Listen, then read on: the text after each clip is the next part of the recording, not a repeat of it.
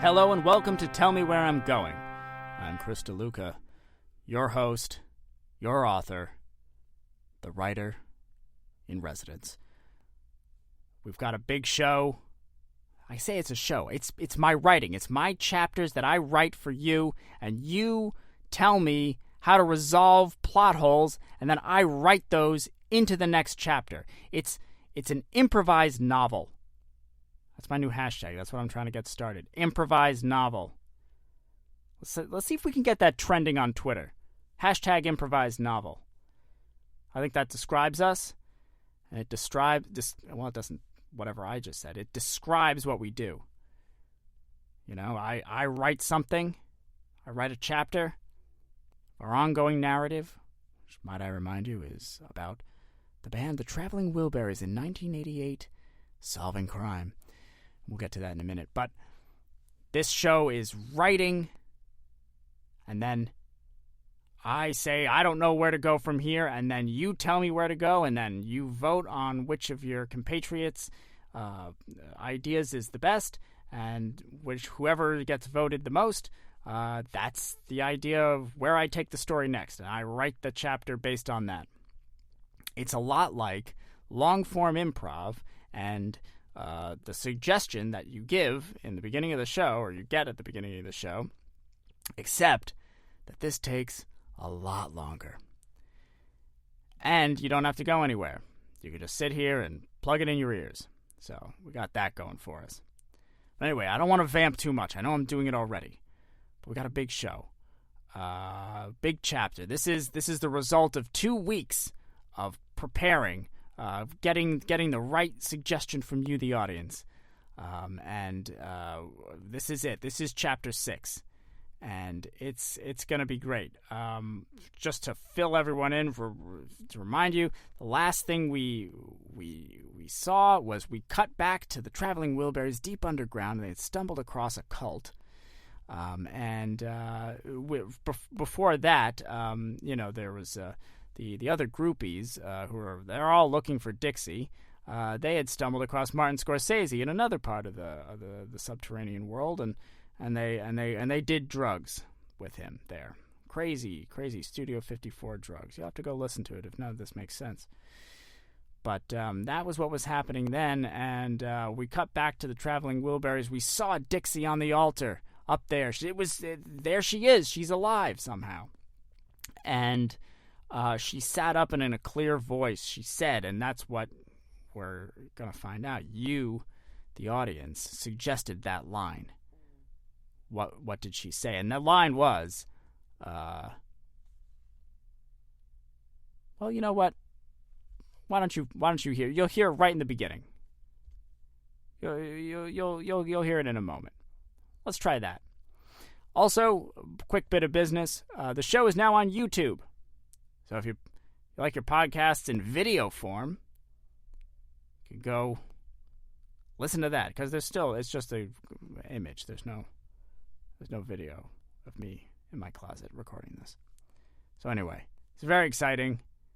This is Chapter 6. Enjoy.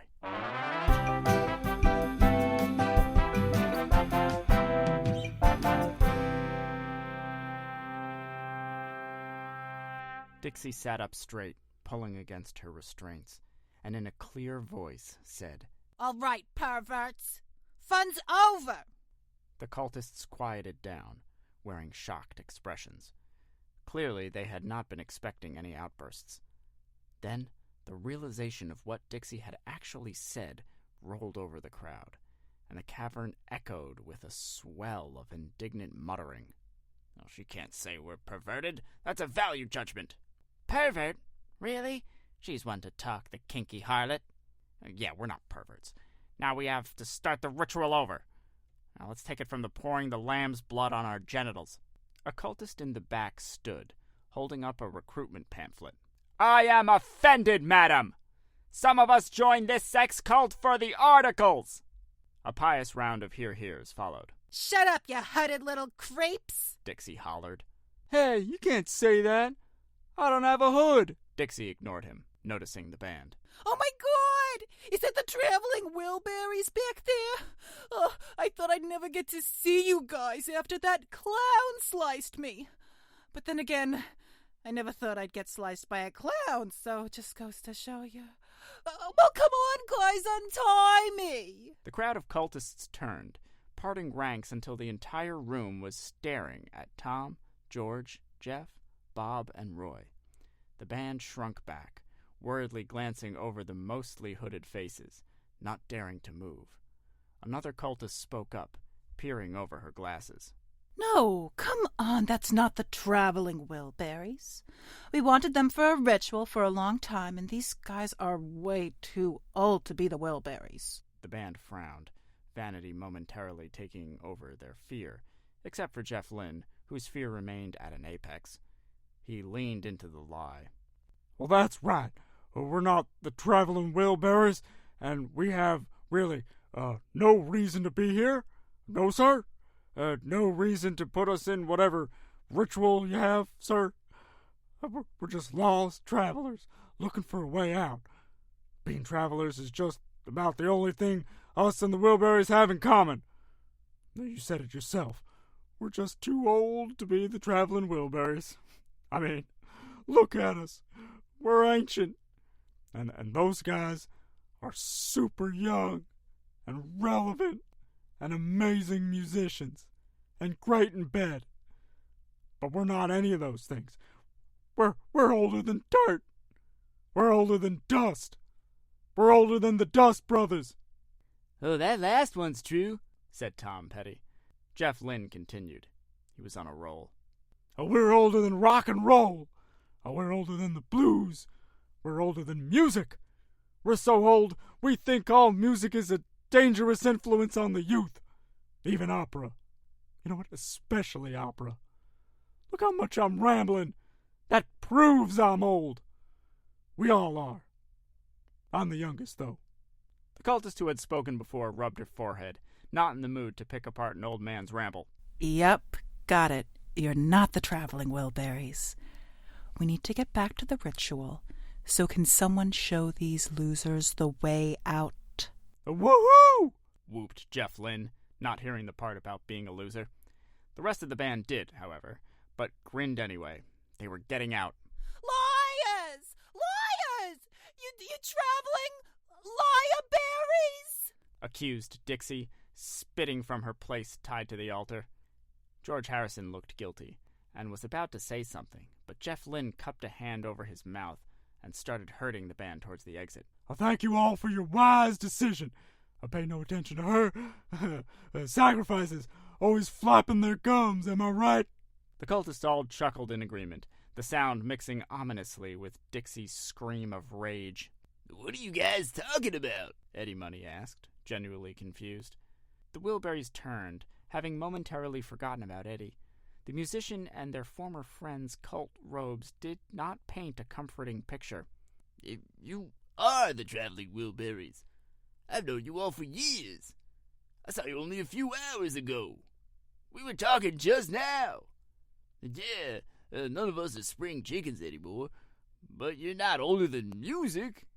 That's ridiculous. Besides, none of that has anything to do with why you're here, which you all said several times was to rescue Dixie.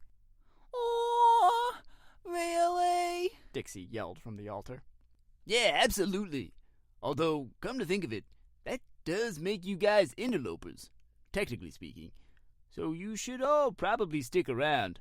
The cultists growled obscenities at the Wilburys, pushing the band through their ranks toward the altar. You sold us out again, Eddie! Yelled Tom Petty. First, you conveniently disappeared right before I got jumped by that clown, making up that lame excuse about having to brush your teeth, and now this? Eddie looked concerned. Oh my God, I didn't know you got jumped by that clown. I feel horrible.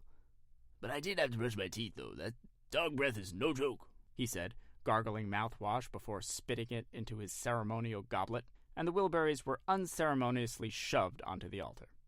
Don't worry, lads, said George Harrison as they picked themselves up. We can take solace that we eventually didn't run away, so our karmic debt is paid. Oh, wow. I'm so grateful. Maybe you can use your late break in morality to untie these knots. Dixie scoffed. Ooh, you burnt, Harrison, hooted Jeff Lynne. You're all burnt, shouted Dixie. Silence! cried a hunched, hooded cultist. Everyone got quiet. Sorry, I mean Silas, not silence. Brother Silas, please pass judgment on these trespassers. An old man hobbled to the altar, milky eyes half fixed on the band, half beyond fixing. According to the bylaws, trespassers must be dropped into the lake of fire. A gasp went up from the cultists. We're gonna be literally burnt, Jeff Lynne yelled. If only. Unfortunately, the lake of fire died out years ago, and now all that's left is a relaxing hot spring. If we dropped them in there, we'd be obeying the letter of the law, but not the spirit. Punishment is key. Oh, come on, yelled Jeff Lynne. Don't worry. It's not perfect, but I have a solution.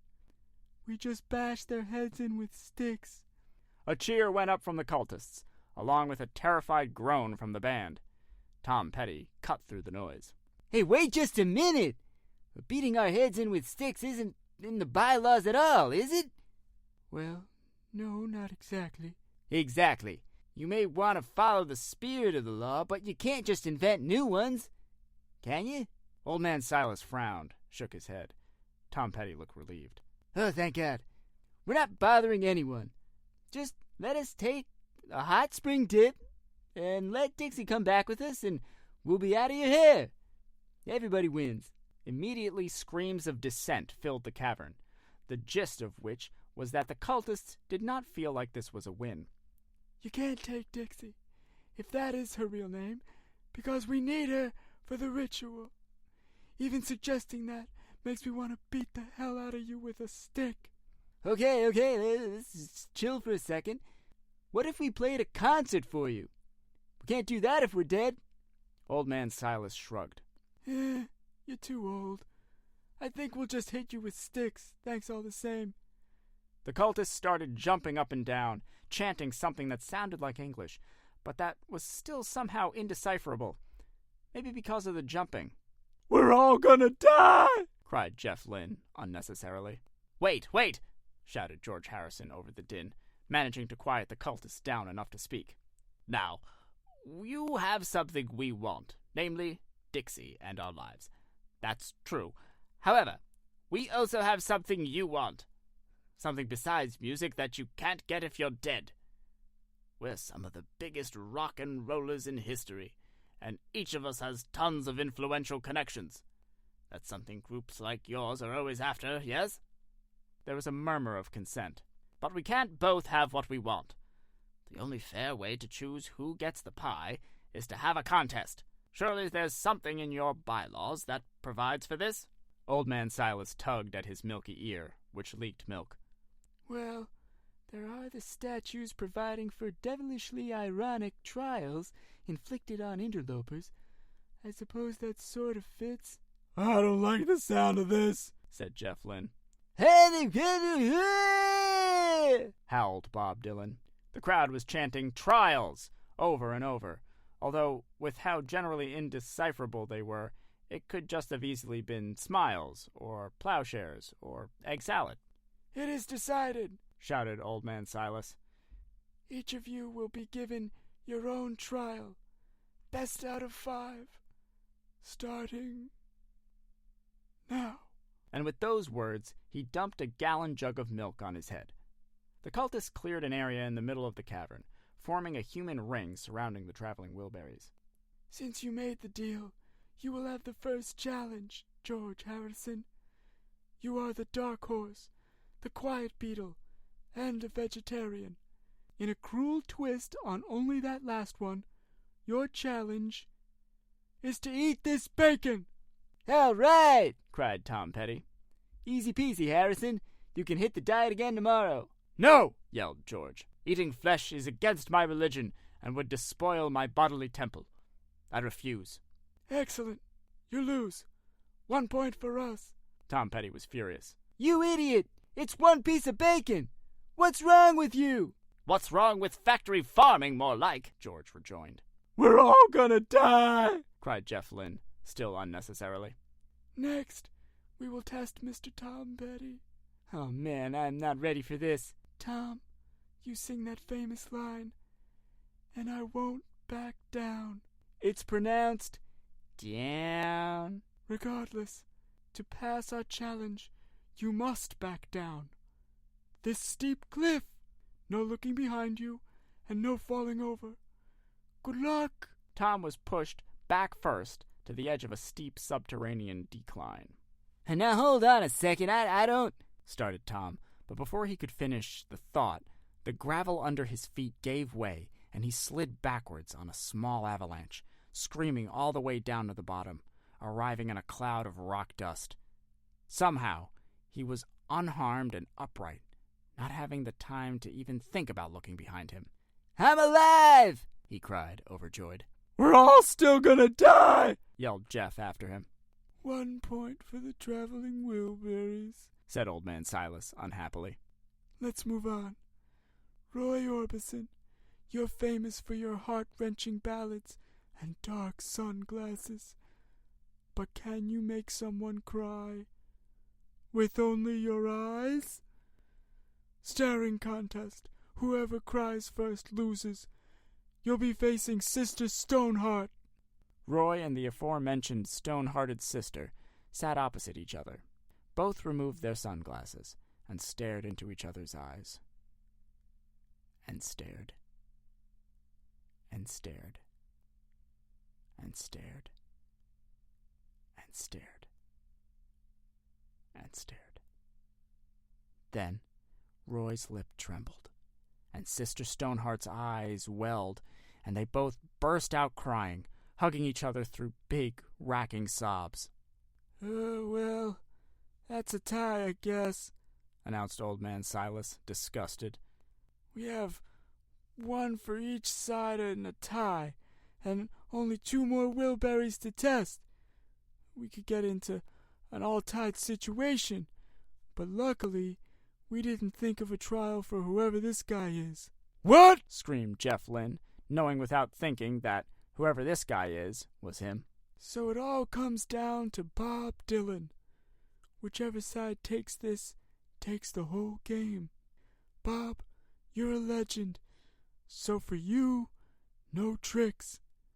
We're going to give you the chance to showcase your incredible poetry skills in our very first Slam Poetry Night.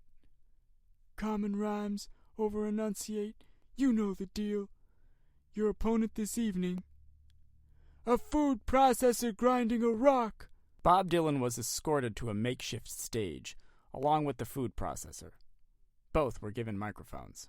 You will be judged arbitrarily by 3 people who didn't graduate middle school. Your topic is globalization. And go! Now living in Senegal, yibbity bleh, and a wap ya yibbity yibbity bleh.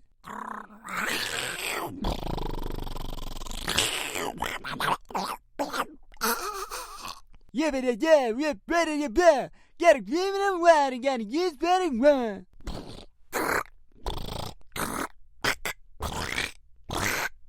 You did and I grow, you need it. Yeah, baby, unit and you need it. Rabbit a bit, yibbit a man, yeah, yibbit a man, yibbit. I got a man and a room, got a yen and a room, got a gun and a minute, you got a needle that who. Got a needle that then and the then of the then of the deed of the that of the yada of the vivid the yada hit up in the yibbity babbity vivid.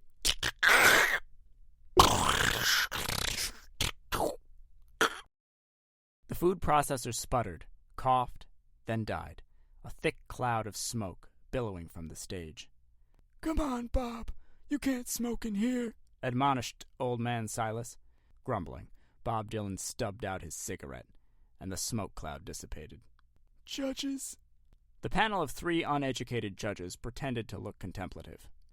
Well, Bob seemed like he was consistently rhyming, while the food processor only rhymed a few times, so I'm giving it to Bob. Well, I felt like the food processor stayed on the topic of globalization more, since it had a rock in it that was sort of shaped like a globe. I'm going food processor on this one. We've got a real nail-biter here.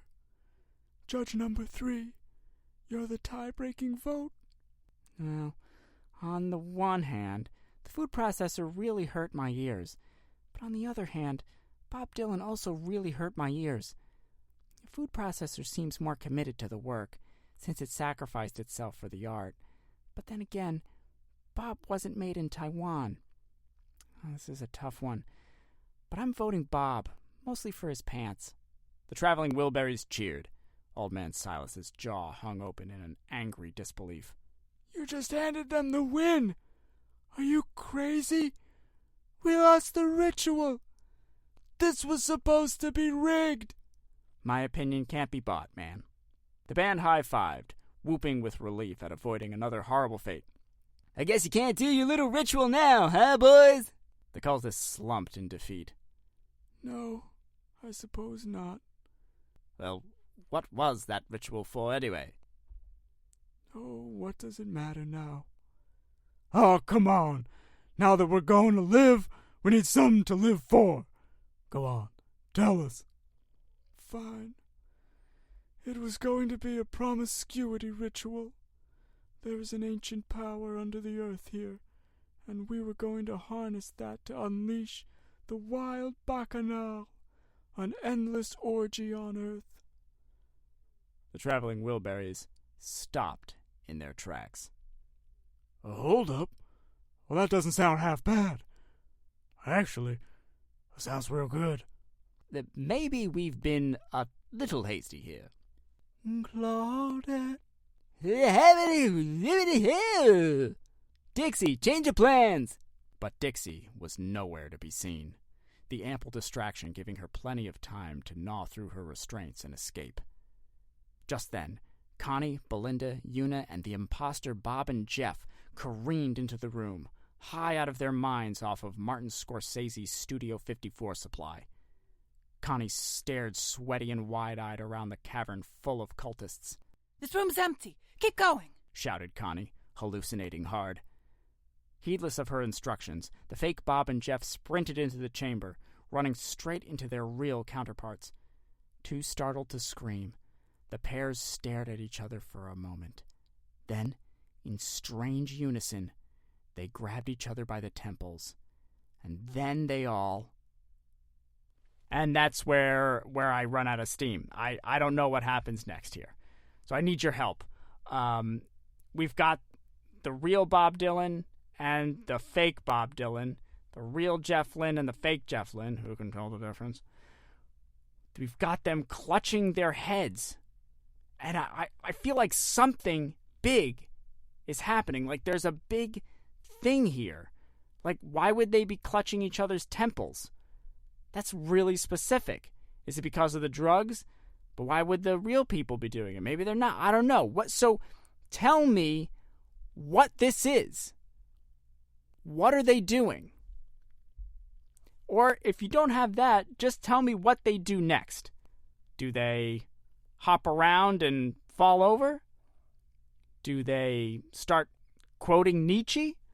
I don't know. That's why I'm asking. So tell me, go to YOUTMWig on Twitter. And now, this is a big reveal. Now, this is very cool. You can also email your suggestions to me. If Twitter's not your bag, you can always go YOUTMWIG on Twitter and tweet me your suggestions. But now you can email suggestions at tellmewhereimgoing.com. That's suggestions at tellmewhereimgoing.com. And you can email your suggestions. So do that, do Twitter, do the email, whatever you do. tell a friend, tell an enemy. Rate and review this show on Apple Podcasts. You know the deal. It's like if you like a podcast, you do those things, and it makes the podcast stay around. All right. You're beautiful. Stay badass. And I'll see you on the other side.